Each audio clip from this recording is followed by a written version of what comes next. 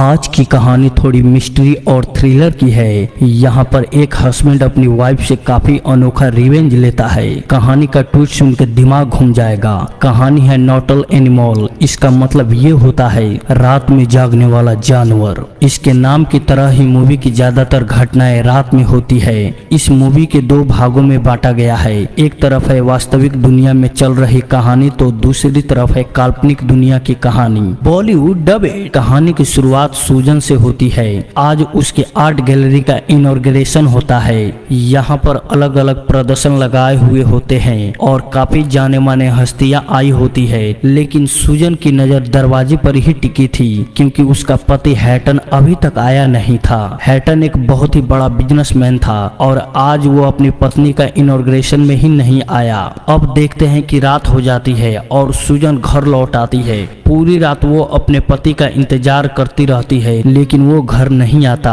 अब अगले दिन वो निराश होकर जब जगती है तब जाके उसका हस्बैंड आता है। सूजन उसके ऊपर गुस्सा होती है कि वो उसके इनॉग्रेशन में क्यों नहीं आया, लेकिन वो बिजी होने के कारण बात कहकर उन चीजों को टाल देता है। दरअसल काम के आड़ में उसका अफेयर चल रहा था और इसकी भनक सूजन को भी है। अपनी शादी से वो परेशान थी। अब इस दरमियान एक हाउस कीपर आता है और सूजन को बताता है कि एडवर्ड नाम के एक आदमी ने आपके लिए ये पार्सल छोड़ा है। एडवर्ड सूजन का पहला पति होता है। दोनों कॉलेज में मिले थे और 20-21 साल पहले ही शादी कर ली थी। अब उसी पार्सल के साथ सूजन उसकी यादों में डूब जाती है और इसी के साथ हम 19 साल पीछे जाते हैं। सूजन जब अपने घर के बाहर टहल रही होती है तभी उसकी एडवर्ड के साथ मुलाकात होती है।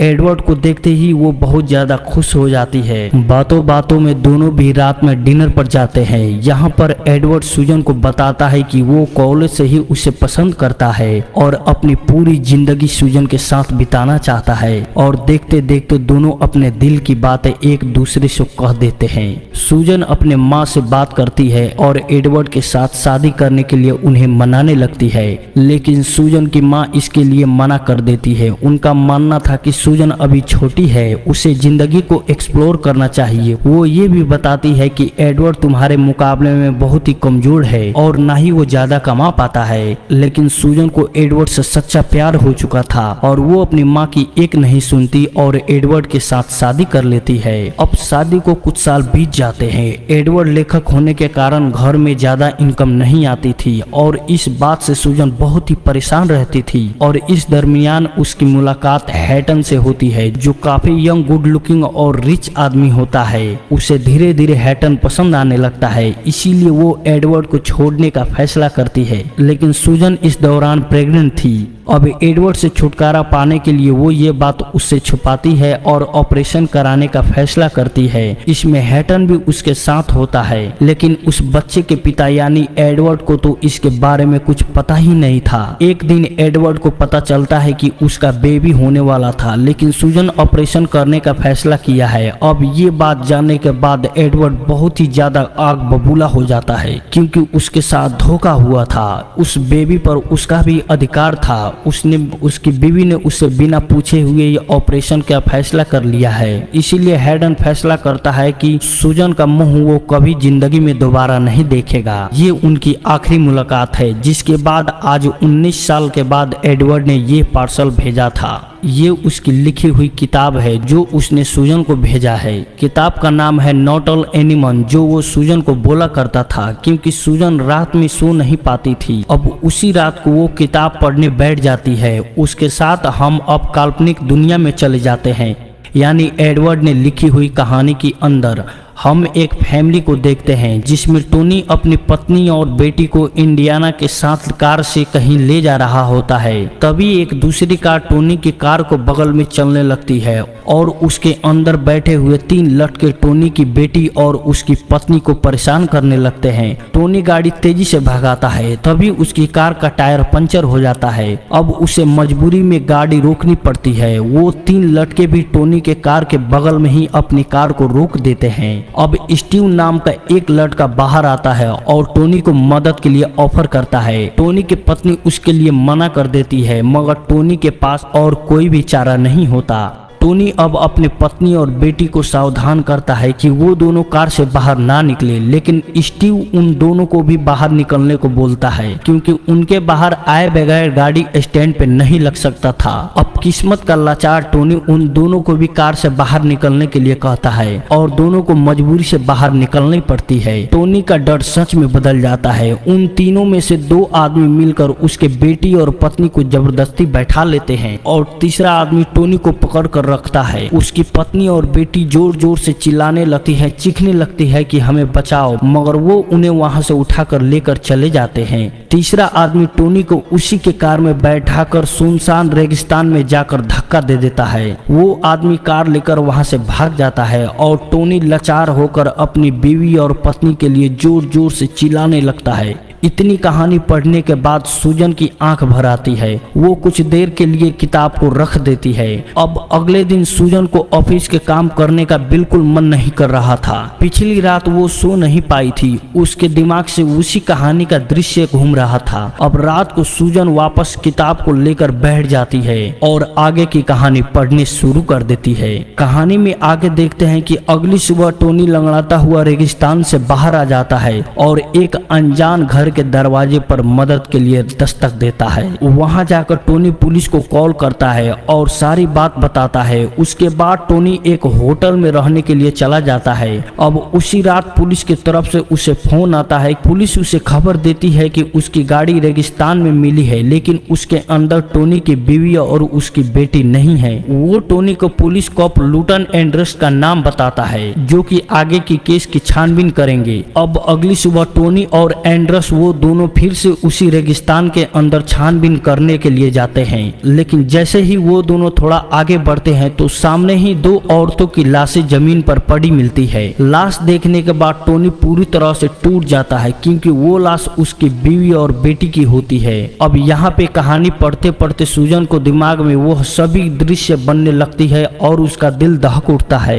उसकी आंखों में आंसू भर आते हैं और वो तुरंत ही किताब को बंद कर देती है। कहानी का दृश्य इतना खौफनाक है कि सूजन भी उसके बारे में सोचकर डर जाती है। उसके मन में फिर से एडवर्ड के लिए प्यार जगने लगता है। इस बुक के साथ एडवर्ड ने अपना नंबर और ईमेल आईडी भी दिया था और मिलने के लिए बात भी की थी। इसीलिए सूजन उसे मेल पे लिखती है कि हम ट्यूसडे को मिल सकते हैं। इसके बाद वो किताब को पढ़ने लगती है और अब अगली सुबह एड्रेस टोनी को पुलिस स्टेशन लेकर आता है और 3-4 मुजरिमों को पहचानने के लिए कहता है। टोनी उन सभी में से तीसरे लड़के को पहचान लेता है जिसका नाम लाउ होता है। लाउ टोनी को पहचानने से इनकार कर देता है। अब यहाँ पे स्टीव को भी अरेस्ट किया जाता है, जो इनके ही गैंग के गैंग मेंबर्स थे।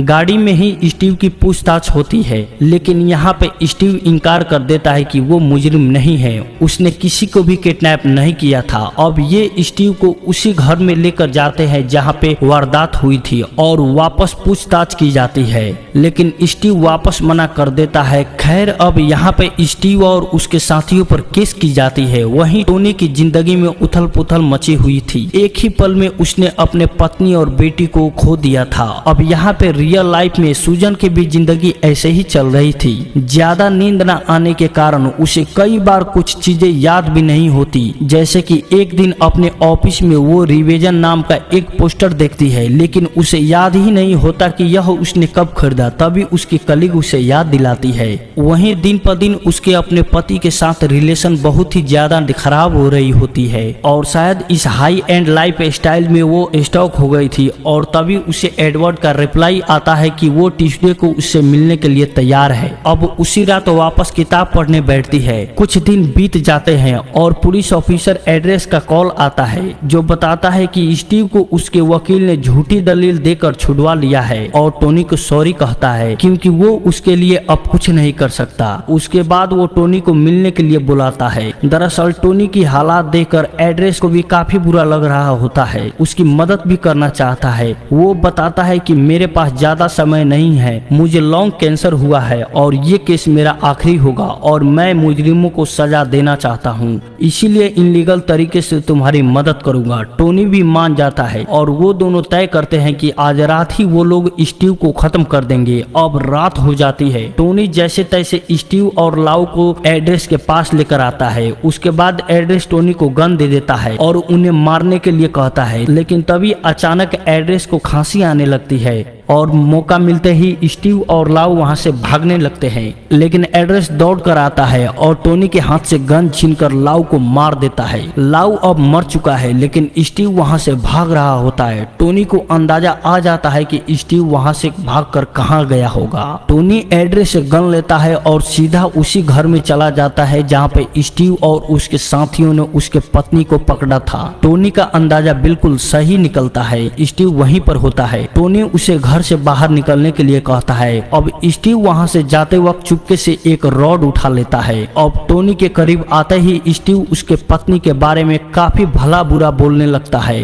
अब इस बात से टोनी को गुस्सा आ जाता है और वो स्टीव पर सीधा गोली चला देता है। गोली लगने के बाद स्टीव भी टोनी को मुंह पर डंडा मार देता है और वो सीन उधर ही खत्म हो जाता है। अब सुबह हो जाती है। टोनी खुद को संभालता है और अपना गन उठाता है, लेकिन उसे कुछ दिखाई नहीं दे रहा था, तो वो लंगड़ाते हुए घर से बाहर निकल जाता है। थोड़ी दूर चलने के बाद घास पर गिर जाता है। नीचे गिरते हुए उसकी गन पेट के नीचे आ जाती है और गोली चल जाती है। इसी के साथ टोनी की भी मौत हो जाती है और एडवर्ड की लिखी हुई कहानी खत्म हो जाती है। पूरी कहानी पढ़ने के बाद सूजन के मन में एडवर्ड के लिए एक अलग जगह बन जाती है। उसे एहसास होता है कि वो कितनी गलत है।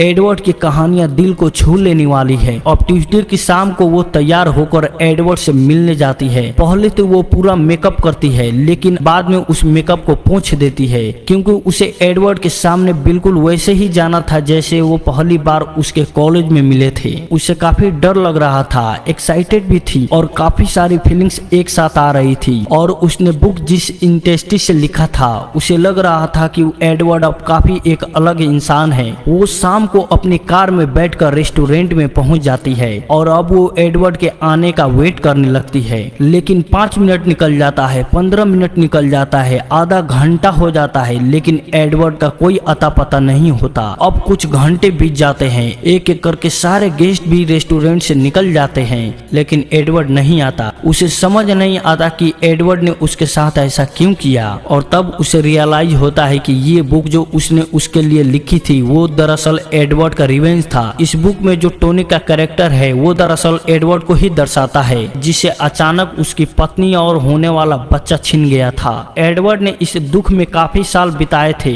और उसी से प्रेरणा लेके उसने ये किताब लिखी थी। सूजन को आज एडवर्ड की बात याद आती है। उसने कहा था कि वो उसका चेहरा वापस जिंदगी में दोबारा कभी नहीं देखेगा। तभी सूजन की आंखों में आंसू आ जाता है कि उसकी इतनी अच्छी जिंदगी थी एडवर्ड के साथ, लेकिन उसने कभी भी एडवर्ड के काम को दिल से नहीं लिया और आज उसके हाथ में कुछ भी नहीं है। और यहीं पर मूवी खत्म हो जाती है। तो मिलते हैं अगले वीडियो में। Tata bye bye.